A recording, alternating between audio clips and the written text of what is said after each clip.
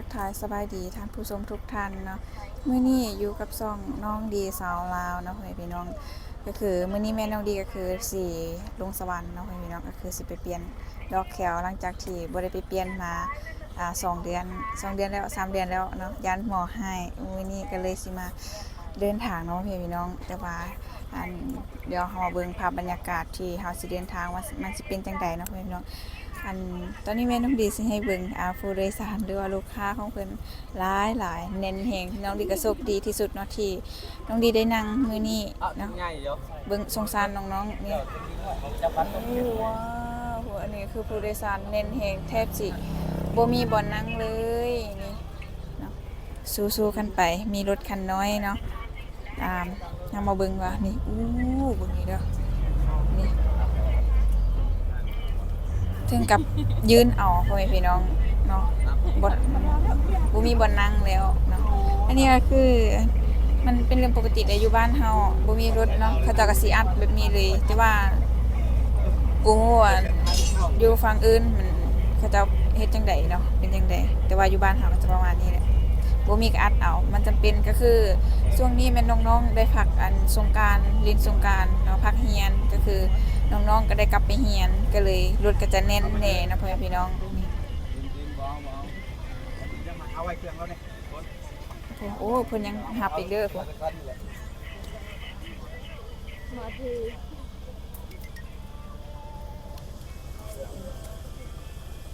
คนหลายแฮงทางหน้าก็เต็มมานั่งอีที่มึงอัพใส่กิน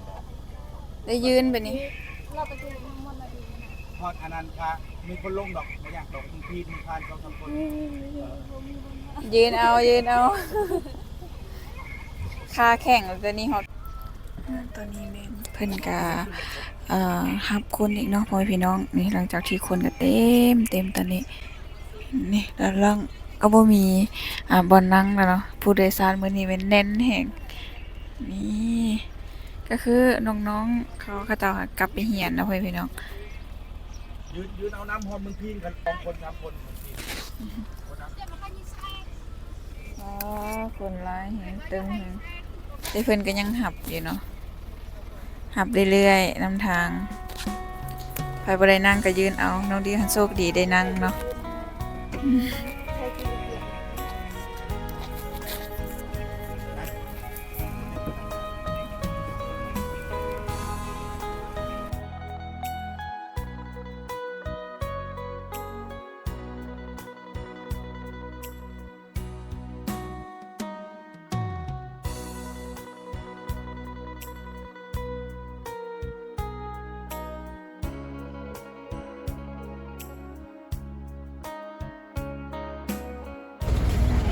พี่น้องระวังเดินทางนะพี่น้องเขาก็ได้เจอรถกังหันลมเนาะพี่น้องเขาก็ต้องได้จอดก่อนเพราะว่าทางค่อนข้างแคบเนาะพี่น้อง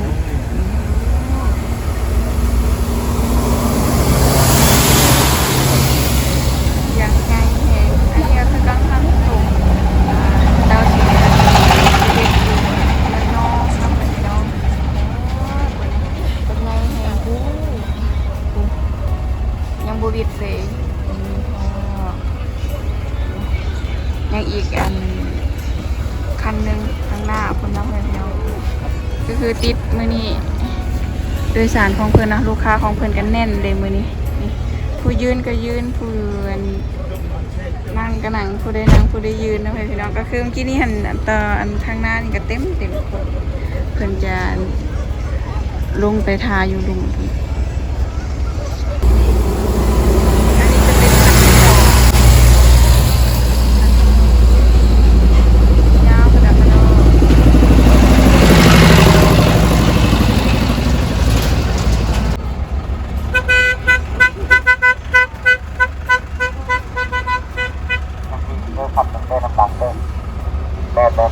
อยู่ชั้น 1กำลังมา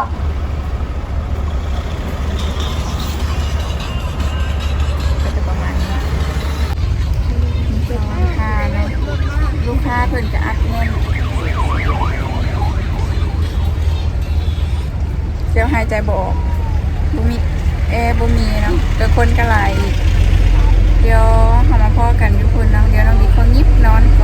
อน พิ่นจะขึ้นอัดกัน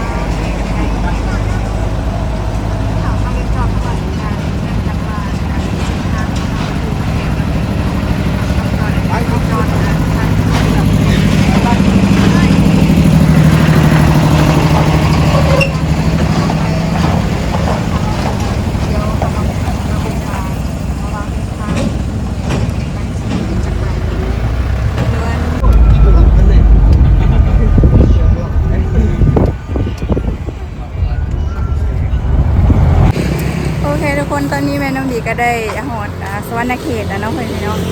หอดจุดหมายปลายทางแต่ว่าน้องดียังเข้าบ้านบ่ได้ค่ะ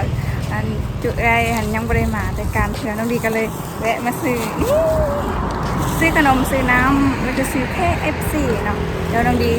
สิไปเฮ็ดสวยก่อนที่น้องดีสิเข้าเฮือนเพื่อนพี่น้องเฮือนก็ใกล้ๆนี่แล้วเนาะโอเคทุกคนสำหรับเช้ามื้อนี้นะเพื่อนพี่น้องน้องดีก็คืออยู่สวรรณเขตคือเก่าเนาะเมื่อวานว่าสิไปเปลี่ยนดอกแก้วแต่ว่ายังบ่ได้เปลี่ยนจักเทื่อนี่สิเพิ่งเปลี่ยนมื้อนี้เดี๋ยวเฮาเบิ่งว่าน้องดีสิได้เปลี่ยนบ่เพราะคือมันเป็นเดี๋ยวนี้ แล้วเฮ้ยพี่น้องเดี๋ยวมาดูน้ำกันว่าน้องดีสิเปลี่ยนสีหยังตอนนี้สีฟ้าเดี๋ยวน้องดีสิเปลี่ยนสีหยังอันงามนี่เฮ้ยพี่น้องใครที่เคยดัดเนาะสมัครสมัครคอมเมนต์เด้อเดี๋ยวน้องดีขอตัวเอารถออกก่อนเนาะกำลังสิไปตอนนี้ก็คือสิไปดัดแขวไปคลินิกก่อนนะเพื่อนพี่น้องหลังจากที่โอ้ยเบิ้งผมหลังจากที่น้องดีว่าสิไปหาหมอเนาะหมอแขวสิไปดัดแขวสิไปเปลี่ยนยางนะแต่หมอผลบอกเข้าไม่แต่หมออื่นเนาะหมอที่น้องดีดัดนะบอกเข้าผลบอยู่นะว่าเขาเจ้าให้เขาเจ้าแบบเปลี่ยนยางเนี่ยแต่ว่าเขาเจ้าแบบมันต้องดึงเดี๋ยวให้ต้องทาหมอคนนั้นมือดึงให้เนาะต้องมืออื่นบางทีต้องได้ยูสวรรค์อีกไม่พี่น้องเนาะตอนนี้แม่น้องดีก็คือได้มาหาน้องๆจากนั้นเป็นน้องๆมาตอนนี้แม่ทาน้องเป็นเฮียนเฮ้ยได้ยินเสียงมาแล้วเสียงมาแล้วฮัลโหลสบายดี นี่สาวๆเลยพี่น้องเอ๊ะเบิ้งมาตอนนี้ก็คือพร้อมหน้าพร้อมตาแล้วเนาะสามสาวนี่โอ้ยอันเลิกเฮียนแล้วเนาะเลิกพักเที่ยงแม่นบ่กินข้าวกินน้ำเลยละตี ที่แล้ว นี่สามสาวเพื่อนพี่น้องใครยังจื้ออันนี้ก็คือน้องของน้องดีเนาะมาเฮียนอยู่สวรรณเขตอันนี้ก็คือจะเป็นห้องพักข้าเจ้าเนาะเพื่อนพี่น้องก็คือน้องดีก็เคยเฮียนโรงเรียนนี้คือกันเนาะแต่ว่าน้องดีตะกี้เฮียนก็เฮียนนอนนอกเที่ยวเอาบ่ได้นอนอันนี้น้องๆนอนในเนาะห้องหนึ่งมีจักคน 12เต็มนะ12บางห้องก็14 เข้าเฮียนจักโมง ตอนเช้า ตอนแรงจะน่ะ 1 โมง 1 โมง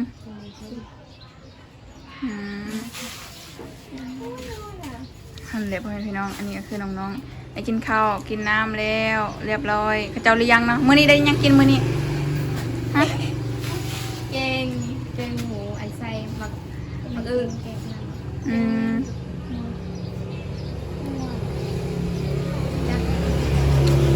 แกงหมูใส่หมูแกงหมูใส่มือ เดี๋ยวแม่เฒ่าฝากอันให้ซื้ออันนั้นใช้วีเนาะก็คือแม่เฒ่าอันวีตัวที่หั่นน่ะเขาเจ้าอันบางวีเฮาอันนะแต่การเขาเจ้ารักแล้วก็เลยฝากให้น้องๆเพราะว่าตอนนั้นน้องๆเอามาให้เพิ่นมักเนาะเพิ่นก็เลยอยากได้เดี๋ยวสิพาน้องๆไปซื้อกินบ่ข้าวหรือว่าอิ่มแล้ว กิน กินอีกสิกินยัง ก หึกินอะไรเอ่ยกินย่างปะเดี๋ยวเอาย่างเอาบ่หรือว่าหาสิขี่รถมาได้คันเดียวย่างเอาเนาะโอเคเดี๋ยวสิล็อกอ่ะเดี๋ยวก็ให้สิล็อกรถกัน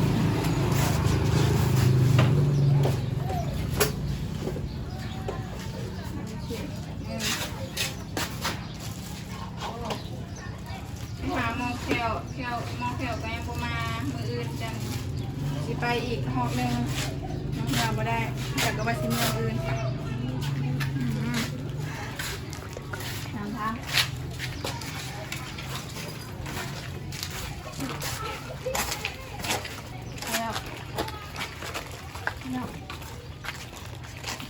ฮะ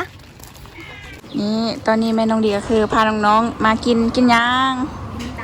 ตำได้สั่งตำยังนี่ตำมีกับตำทะเลเพราะเนาะ2 ครกเนาะกินหลายบ่มีเงินจ่าย จะได้บ่มีเงินกลับบ้านพ่อแม่พี่น้องเนาะยกกับน้องๆน้องพี่น้องพ่อแม่พี่น้องส้มตำของเฮาก็สินั่งร่วมกันกับน้องๆก่อนเนาะนี่คิดฮอดน้องๆบ่ได้ไปลงมาจากมือแล้วลงยังเอาตำมี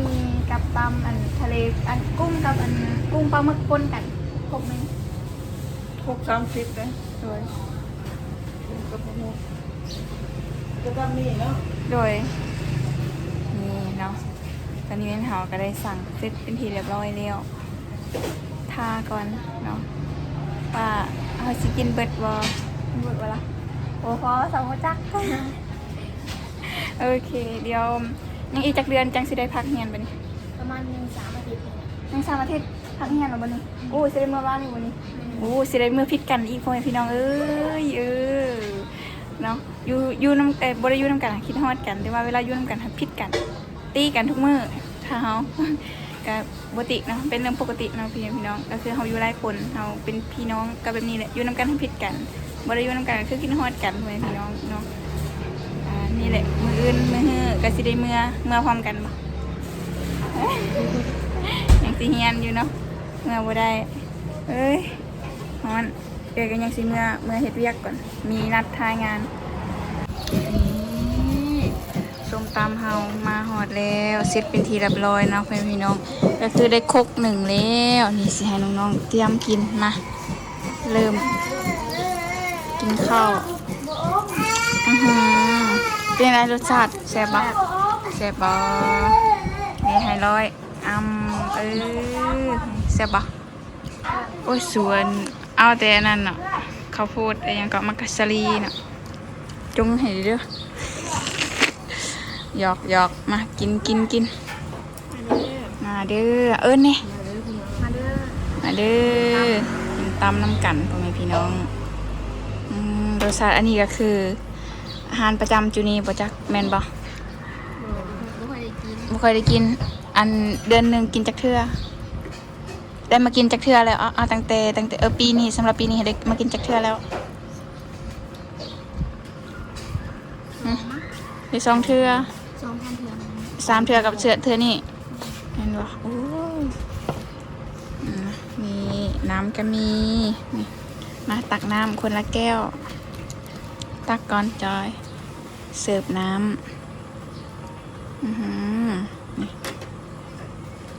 นี่สิให้น้องจอยเงินน้ำก่อนเติมน้ำก่อนคนละแก้วเพื่อนจะมีน้ำให้เนาะอันนี้ก็คือราคาเท่าไหร่นี่30 บาท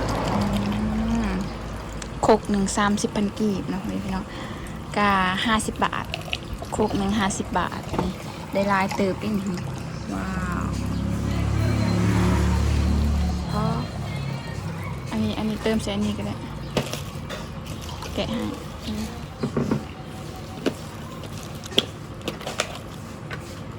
จะกินน้ำเย็นๆนะน้องดีกินน้ำเย็นๆพอแล้ว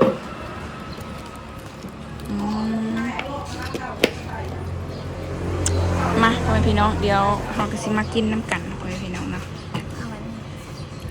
มาพ่อแม่พี่น้องเดี๋ยวน้องดีขอชิม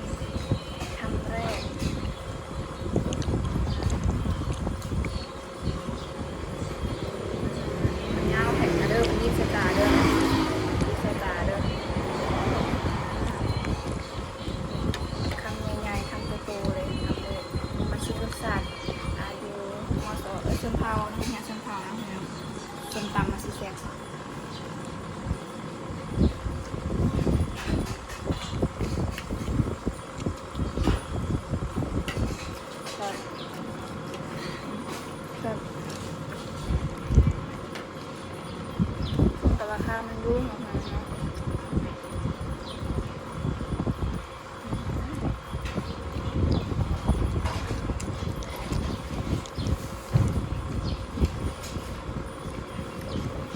อันนี้คือความสุขของเอื้อยเนาะก็คือได้พาน้องๆได้กินของสุดแซ่บเท่าที่เอื้อยคนหนึงแบบให้ได้เรียนได้ไล่คนอย่างเอื้อยคนนี้แล้วมีหนูกลับบ้านดิถั่ว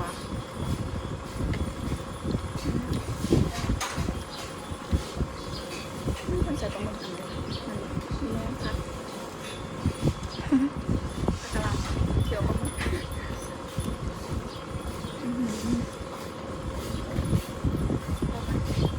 หอดอีกแล้วอันนี้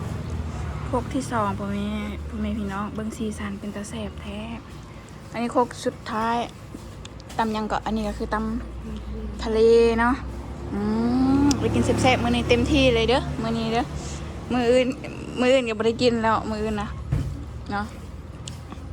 ก็คือได้มาหาน้องๆเดี๋ยวเลี้ยงน้องๆก่อนมื้อนี้นี่ผักมาแล้ว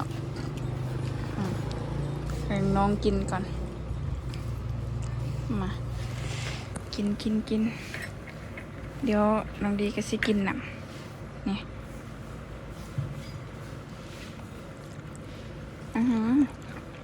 แซ่บ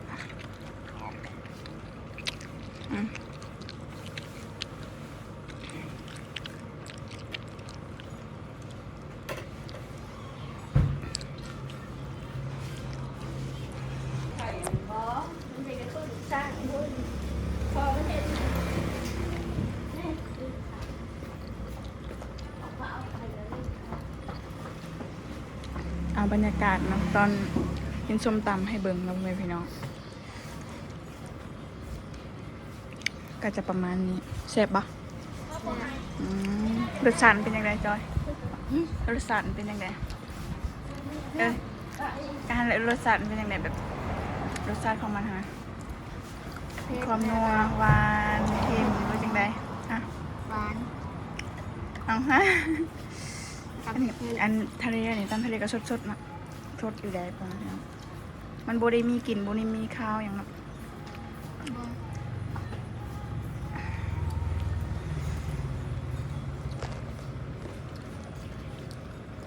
นี่ตอนนี้แม่นเฮาก็ได้วีแล้วเนาะนี่โซ่ให้เบิ่งในวีนี่ก็คือวีจะประมาณนี้พ่อพี่น้องอันนี้อันนึงเท่าไหร่อันนึง10,000 กีบพ่อแม่พี่น้องเนาะก็คือเฮาได้ของฝากให้แม่เฒ่าแล้วที่แม่เฒ่าอยากได้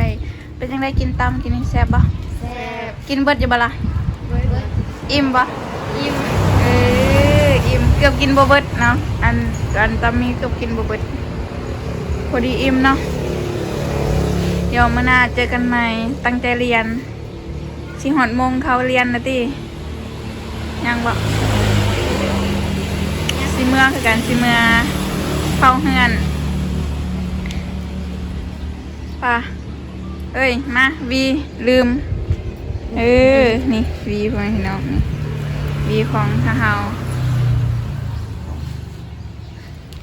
รแล้วกินข้าวกินน้ำก็คือว่าสิกินข้าวแต่ว่ากินข้าวซ้ำกินแต่ตำเนาะโอเคทุกคนเดี๋ยว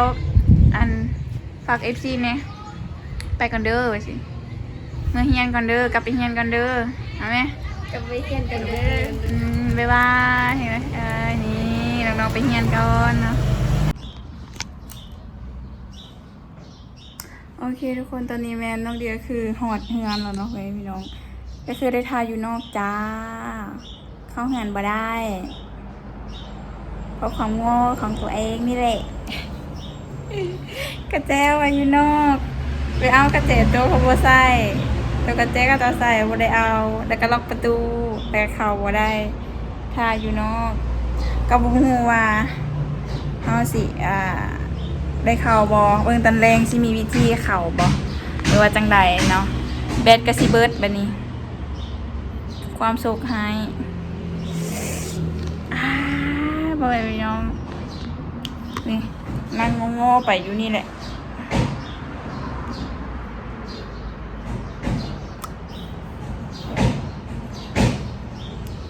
โอ โอเคทุกคนนี่แหล้วเนาะถ้าเบิ่งตอนแรงว่าน้องดีสิได้เข้าบ้านบ่เนาะสำหรับตอนนี้น้องดีก็คือขออยู่ไปแบบนี้แหละอยู่ไปนั่งไปร้องไปแบดก็สิเบิดโทรศัพท์ก็ลินบ่ได้อยู่กับคนเดียวโอ้ยวาสนาได้อยู่คนเดียวโอเคทุกคนน้องดีขอจบคลิปเป็นเพียงเท่านี้ก่อนเด้อเป็นกำลังใจให้น้องดีนี่น้องดีอยู่คนเดียวเข้าเฮือนบ่ได้กดไลค์กดแชร์ให้น้องดีนี่เด้อฝากติดตามแน่อยู่ในอ้อมอกอ้อมใจเนาะขอบใจหลายๆ